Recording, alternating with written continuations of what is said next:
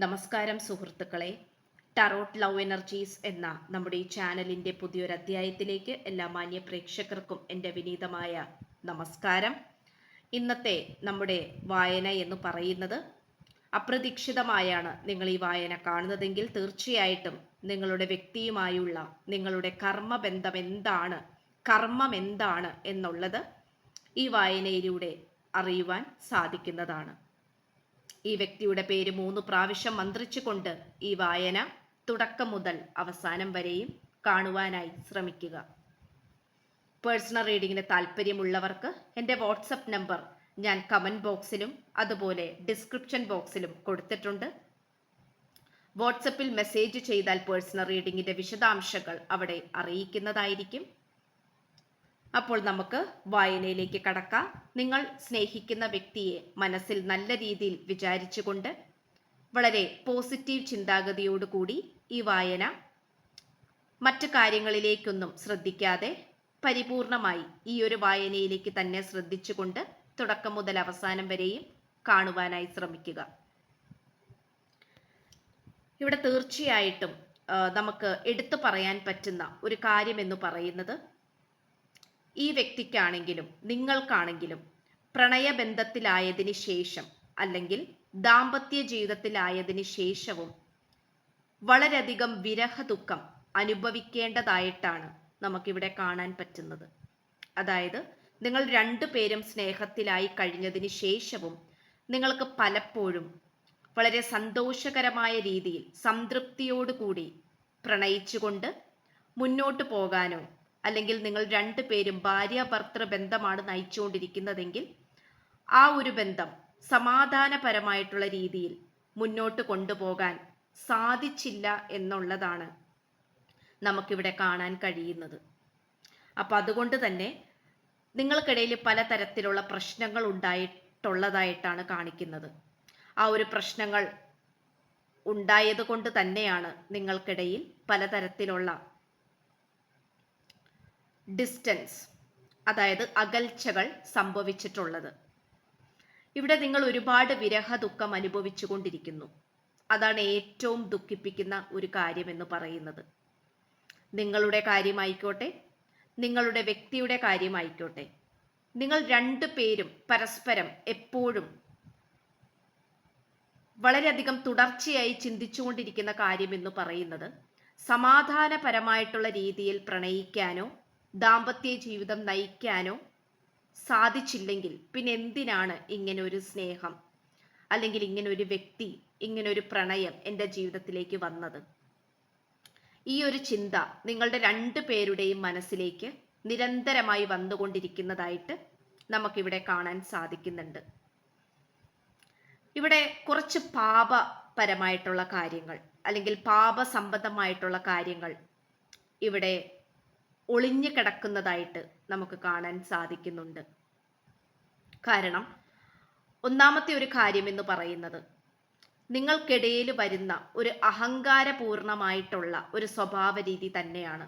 അതൊരു പക്ഷേ നിങ്ങൾ ഒരു ശാന്തമായിട്ടുള്ള രീതിയിൽ പോയിക്കൊണ്ടിരിക്കുന്ന ഒരു വ്യക്തിയാണെങ്കിൽ ഈ വ്യക്തിയുടെ ഭാഗത്ത് നിന്ന് കുറച്ച് അഹങ്കാരപൂർണമായിട്ടുള്ള സ്വഭാവം അനുഭവിക്കേണ്ടി വരുന്ന ഒരവസ്ഥ. നിങ്ങൾ രണ്ടുപേരും വളരെയധികം ഡെസ്റ്റിനിയിലുള്ള ആൾക്കാരാണ്. പക്ഷേ എങ്കിൽ പോലും നിങ്ങൾക്ക് ഒരുപാട് ഡെസ്റ്റിനികൾ ഉള്ളതായിട്ടും കാണിക്കുന്നുണ്ട്. അതായത് ഇപ്പോൾ ഈ വ്യക്തിയെ ലഭിച്ചില്ലെങ്കിൽ പോലും നിങ്ങൾക്ക് വേറെ 2, 3, 4 ഡെസ്റ്റിനികൾ കാത്തിരിക്കുന്നതായിട്ട് നമുക്ക് കാണാൻ സാധിക്കുന്നുണ്ട്. ഈ വ്യക്തിയുടെ കാര്യം പറയുകയാണെങ്കിൽ പോലും ഈ വ്യക്തിക്കും ഒരുപക്ഷെ നിങ്ങളെ ലഭിച്ചില്ലെങ്കിൽ പോലും വേറെയും ഡെസ്റ്റിനികൾ ഉള്ളതായിട്ട് നമുക്ക് കാണാൻ സാധിക്കുന്നു. അതുകൊണ്ട് തന്നെ നിങ്ങൾക്ക് രണ്ടു പേർക്കും ഒരുപാട് ഓപ്ഷൻസ് ഉണ്ട് എന്നുള്ളതാണ് ഇവിടെ മറ്റൊരു പ്രത്യേകത എന്ന് പറയുന്നത്. അപ്പോൾ നിങ്ങളുമായിട്ട് സമാധാനപൂർണമായിട്ട് മുന്നോട്ട് പോകാൻ സാധിച്ചില്ലെങ്കിൽ വേറെയും ഈ വ്യക്തിക്ക് ഓപ്ഷൻസ് ഉണ്ട്. ഒരുപക്ഷെ നിങ്ങളെക്കാൾ കൂടുതൽ ഓപ്ഷൻസ് ഈ വ്യക്തിക്കുള്ളതായിട്ട് നമുക്ക് കാണാൻ സാധിക്കുന്നുണ്ട്. അതുപോലെ തന്നെ നിങ്ങൾക്കിടയിൽ വന്നിരിക്കുന്ന തേർഡ് പാർട്ടി എന്ന് പറയുന്നത് പോലും നിങ്ങളുടെ മുൻജന്മത്തിലും നിങ്ങൾക്കിടയിൽ ഇങ്ങനെ ഒരു തേർഡ് പാർട്ടിയുടെ എനർജി ഉണ്ടായതായിട്ട് നമുക്ക് കാണാൻ സാധിക്കുന്നുണ്ട്. അത് കൂടുതലും സ്ത്രീകളായിട്ടാണ് കാണിക്കുന്നത്.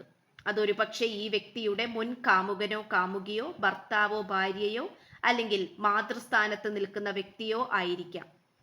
ഒരുപക്ഷെ നിങ്ങളുടെ ശത്രു തന്നെ ആയതായിട്ടാണ് നമുക്ക് കാണാൻ സാധിക്കുന്നത്.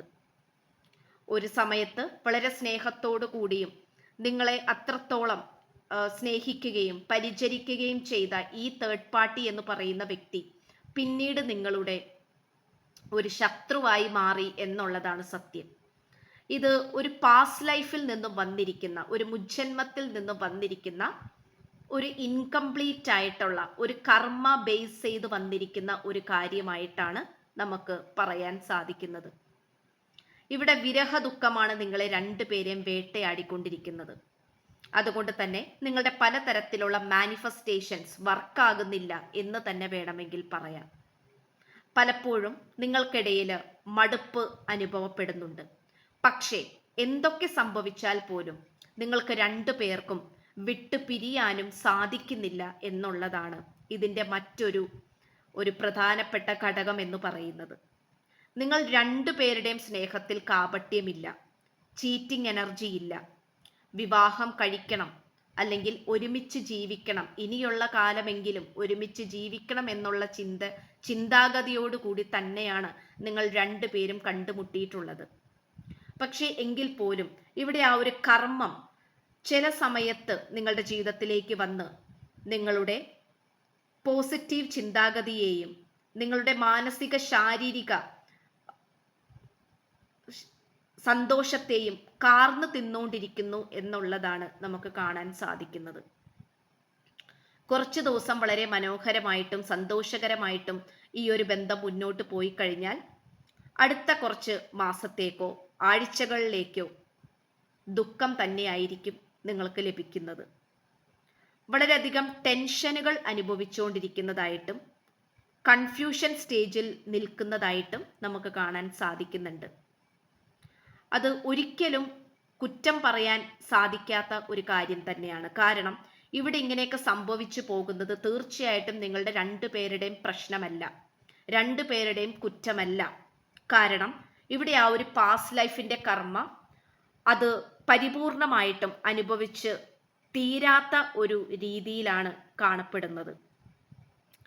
ആ ഒരു കർമ്മ തീരാൻ വേണ്ടിയിട്ടുള്ള പ്രാർത്ഥനകൾ നിങ്ങൾ ചെയ്യുകയോ അല്ലെങ്കിൽ ഒന്നിക്കാൻ വേണ്ടിയിട്ടുള്ള ശക്തമായിട്ടുള്ള മാനിഫെസ്റ്റേഷൻ, സ്പിരിച്വൽ പ്രയർ പോലെയുള്ള കാര്യങ്ങൾ ചെയ്യുകയോ ചെയ്താൽ മാത്രമാണ് ഇതിന് കുറെയൊക്കെ നമുക്ക് ബാലൻസ് ചെയ്ത് നല്ല രീതിയിൽ പരിപാലിച്ച് നിർത്താനായി സാധിക്കുകയുള്ളൂ.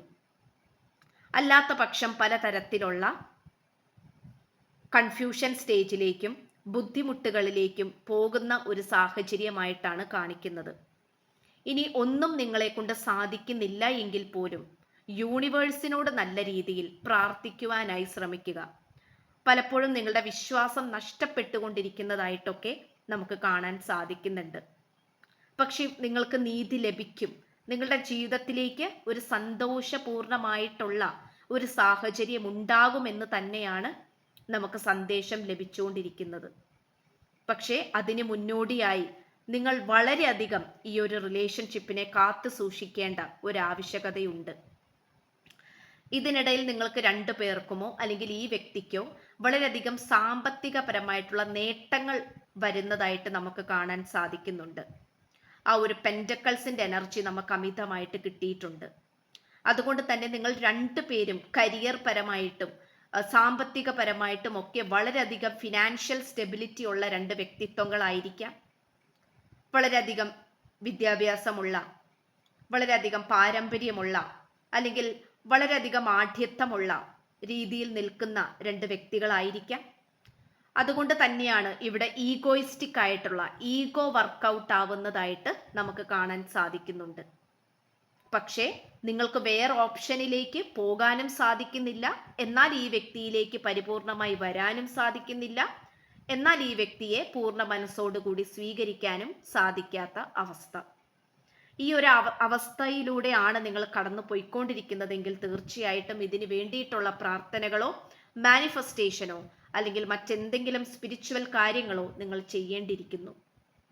അങ്ങനെയാണെങ്കിൽ നമ്മൾക്ക് ആ ഒരു വിരഹ ദുഃഖം അല്ലെങ്കിൽ ആ ഒരു കർമ്മ സംബന്ധമായിട്ടുള്ള ആ ഒരു പ്രശ്നം. അതുപോലെ ഈ വ്യക്തിയാണെങ്കിൽ പോലും വളരെയധികം കൺട്രോൾഡ് മനസ്സിലൂടെയാണ് പോയിക്കൊണ്ടിരിക്കുന്നത്. കൺട്രോൾഡ് മൈൻഡാണ്. മറ്റാരൊക്കെയോ ഈ വ്യക്തിയെ നിയന്ത്രിക്കുന്നുണ്ട്. ഒരുപക്ഷെ മാതാപിതാക്കളുടെ അതികഠിനമായിട്ടുള്ള നിയന്ത്രണത്തിലൂടെ ആകാം ഈ വ്യക്തി മുന്നോട്ട് പോയിക്കൊണ്ടിരിക്കുന്നത്. അതുകൊണ്ട് തന്നെ ഈ വ്യക്തിക്ക് പല കാര്യങ്ങളും നടപ്പിലാക്കാനായി വളരെയധികം ബുദ്ധിമുട്ട് അനുഭവിക്കേണ്ട ഒരു സാഹചര്യങ്ങളായിട്ടും കാണിക്കുന്നുണ്ട്. നിങ്ങളുടെ അവസ്ഥയാണെങ്കിലും ഇത് തന്നെ ആയിരിക്കാം. നിങ്ങൾക്കും പലവരുടെയും ഉപദേശങ്ങളും അല്ലെങ്കിൽ അവരുടെ നിയന്ത്രണങ്ങൾ അനുഭവിക്കേണ്ട ഒരവസ്ഥ.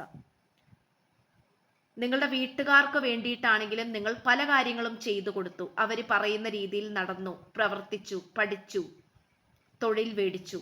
പക്ഷേ നിങ്ങളുടെ ഈ ഒരു കാര്യം മാത്രം ഒരുപക്ഷെ വീട്ടുകാര് എതിർപ്പ് കാണിക്കുന്ന ഒരവസ്ഥയും ഉണ്ടായിരിക്കാം. ഇതൊക്കെയും ഒരു വിരഹ ദുഃഖത്തെ റിലേറ്റ് ചെയ്ത് കിടക്കുന്ന ഒരു കാര്യം തന്നെയാണ്.